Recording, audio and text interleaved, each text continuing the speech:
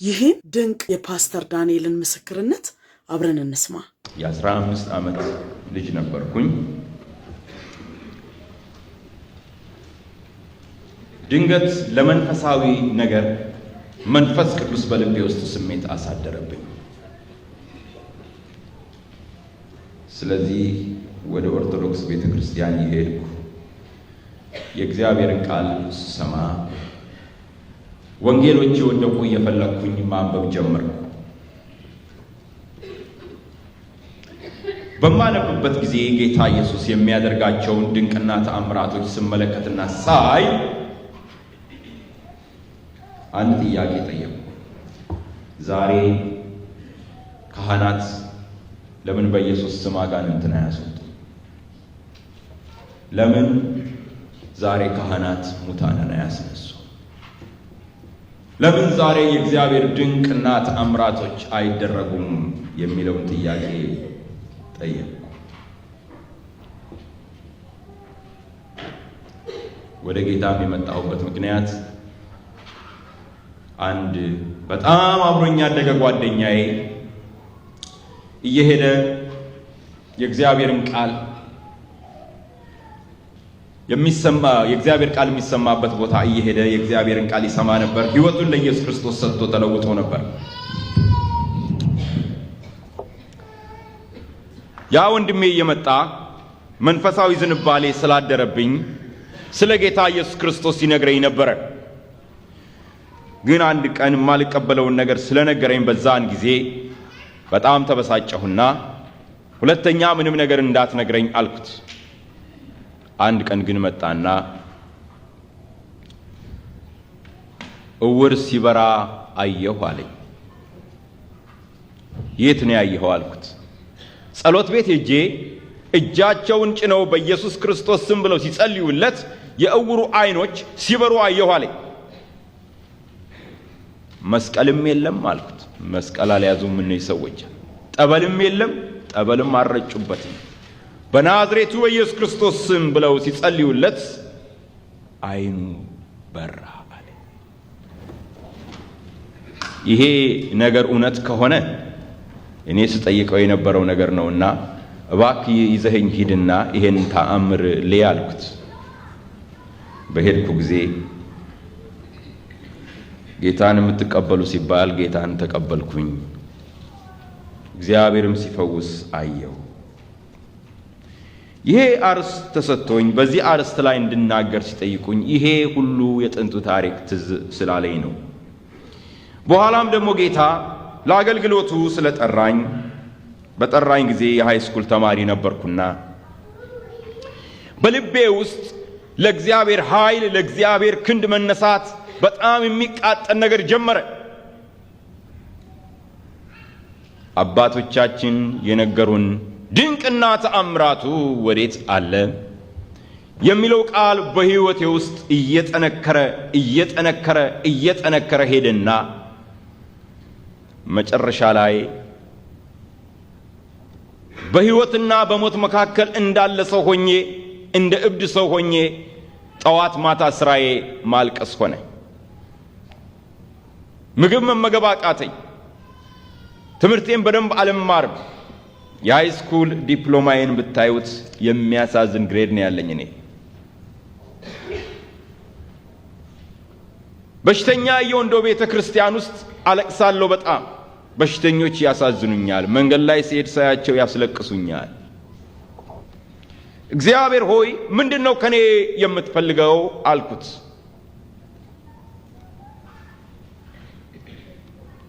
ካንተ የምፈልገው ይሄን የምትጠይቀው ነገር እንዲሆን ከፈለክ አንተ ያለብህ ኃላፊነት ሌሎች ያድርጉት ማለት ሳይሆን አንተ የራስህን ሕይወት ስጠኝና ድርሻህን ፈጽም አለኝ። ጌታ ሆይ እኔ አገልጋይ ለመሆን አንድ ቀንም ፈልጌ አላቅም። ክርስቲያን መሆኔ ደስ ይለኛል አልኩት። ለምን አለኝ። የራሴን ምክንያቶች ነገርኩት። ፈራ ነበር። ያኔ ወንጌላውያን እከሌ ተራበ፣ እከሌ 3 ቀን ጦሙን አደረ፣ እከሌ ሸሚዝ አጥቶ እከሌ ሰጠው፣ ጫማው ተቀደደ፣ ይሄንን የሚሉ ነገር አይ ነበር። በተለይ አንድ ጊዜ ወንድሜ ምክሩን ሳየው ፊላዴልፊያ ቤተክርስቲያን አዲስ አበባ የምታውቁት ካሳንቺስ አካባቢ ይህ ወጣት የሆነ ወንጌላዊ ህይወቱን ለጌታ የሰጠ እዛ ጉባኤ ውስጥ ትልቅ ካቦርት ለብሶ ገባ። ካቦርቱ ታች ነው፣ እጁ ረዝሟል፣ ለብሶ ገባ እና ይሄ ሰውዬ ያመዋል ወይስ ለማኝ ነው አልኩኝ። እንዴ እሱ እኮ ወንጌላዊ ምክሩ ነው አሉኝ።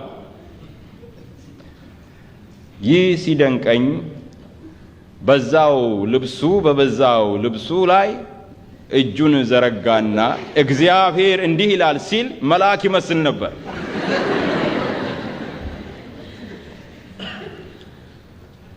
በኋላ ለምን ካቦርቱን አያወልቀውም በምልበት ጊዜ ሱሪው ስለተቀደደ ሰውነቱን እንዳያይበት ነው አሉኝ። ስለዚህ እኔ ወንጌላዊ መሆን አልፈልግም ነበር። ባህታዊ መሆን አልፈልግም የማለት አይነት ስሜት ነበረኝ። በኋላ ግን ወገኖች ሆይ ለእግዚአብሔር እሺ አልኩት። ታሪኩ ውስጥ ከገባው መልእክቱ ምስክርነት ይሆናልና ማሳጠር አለብኝ። መልእክቴን ለመጀመር ነው ይሄን የተናገርኩት። እሺ ባልኩት ጊዜ ጌታ ሆይ እንግዲህ እኔ ከወጣው ኃይልህ በክብር እየተገለጸ እንዲሰራ ማየት ነው የምፈልገው እንጂ ኢየሱስ ያድናል ብቻ ማለት አልፈልግም። ያ ድንቅና ተአምራትህ ወዴት አለ ብዬ ጌታን ጠየቅኩት። የምትለው ይሆናል ግን የምልህን ሁሉ አድርግልኝ አለ። ጌታ ሆይ አንድ ምልክት ብጠይቅህ ቅር ይልሃል አልኩት። ጠይቀኝ አለኝ። ለኔ አእምሮ በጣም ትልቅ የሆነ በጣም ሰውን የሚያስደንቅ አንድ ድንቅና ተአምራት አሳየኝና ህይወቴን እሰጣለሁ ላንተ፣ በቃ በዚህ እንስማማ አልኩት።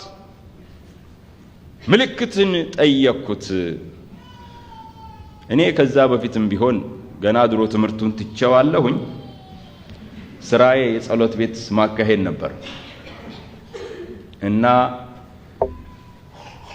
ጸሎት ቤት ውስጥ ሆኜ ከወንድሞች ጋር ድሮ ጽዮን ይባል ነበረ፣ ወደ በላይ ዘለቀ ሃኒ የተወለደችበት ሰፈር ነው።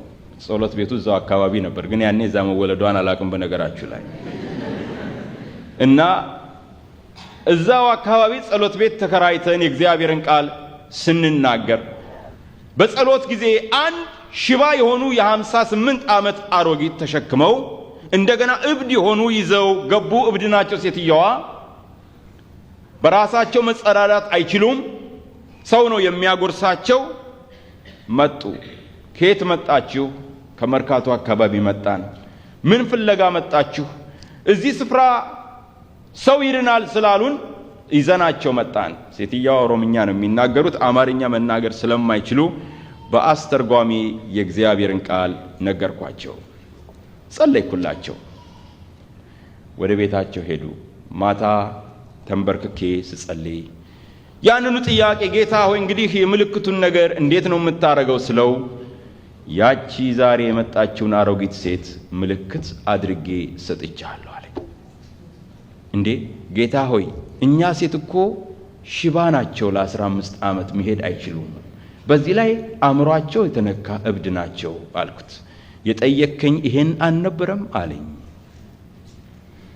በሌላ ጊዜ ሴትየዋ እንደዚሁ በማገለግልበት ጊዜ ድንገት መጡ። እዛ ግቢ ውስጥ ሲመጡ ልጃቸው የ35 ዓመት ዕድሜ ያላት ሴት ትሆናለች።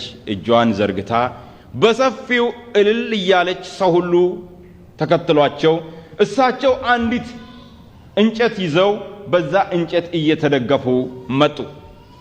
እኔ አይኔን ማየት አልቻለም። ያን ነገር ምን ሆነ? ይሄው እናታችን እኮ መሄድ ቻለች። አሁን እግዚአብሔር የተመሰገነ።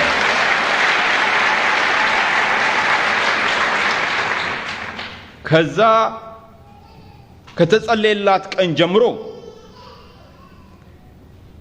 አእምሮዋ ተመልሶ ራሷ ትበላለች፣ ራሷ ትጸዳዳለች፣ ራሷን ትረዳለች። ስለዚህ ተፈወሰችልን አሉ።